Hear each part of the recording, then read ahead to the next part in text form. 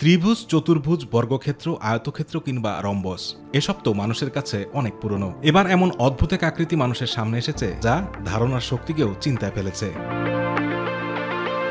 গম্বক অনন্য বৈশিষ্ট্য সহ একটি আকর্ষণীয় গাণিতিক আকৃতি। ভ্লাদিমির ইগোরেচিভ আর্নল্ড দ্বারা জিজ্ঞাসা করা একটি আকর্ষণীয় গাণিতিক প্রশ্নের ফলাফল। মাত্র দুটি ভারসাম্য বিন্দু সহ উত্তল সমজাতীয় বস্তুর অস্তিত্ব কি থাকতে পারে?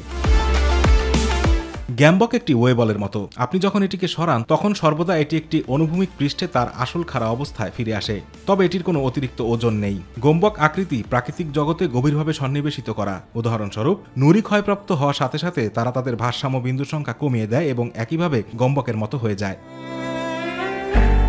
গম্বক গণিত, ভূতত্ত্ব এবং জীববিদ্যার পাশাপাশি শিল্প ও নকশায় একটি উল্লেখযোগ্য বৈজ্ঞানিক উদ্ভাবন। এটি 1974 সালের বিখ্যাত হাঙ্গেরীয় আবিষ্কারক রুবিক্স কিউবের সাফল্যের আন্তর্জাতিক মিডিয়ায় দৃষ্টি আকর্ষণ করে। 2007 সালে গাণিতিক বুদ্ধিমত্তার কভারে গম্বক আত্মপ্রকাশ করে এবং নিউ ইয়র্ক টাইমস এটিকে বছরের সবচেয়ে আকর্ষণীয় আবিষ্কার বলে অভিহিত করে।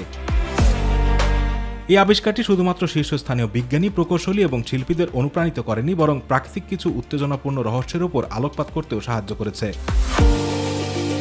গ্যাম্বক জীববিজ্ঞান, ভূপদার্থবিদ্যা ও গ্রহবিদ্যা থেকে শুরু করে একটি জ্যামিতিক তত্ত্বের বিকাশকে সহজতর করেছে। এটি মঙ্গল গ্রহের প্রাচীন নদীগুলো শনাক্ত করতে নাসাকে সাহায্য করেছিল এবং প্রথম আন্তঃনাক্ষত্রিক গ্রহাণু ওমুয়ামুয়ার স্পেসশিপের মতো আকৃতির ব্যাখ্যা করতেও অবদান রেখেছিল।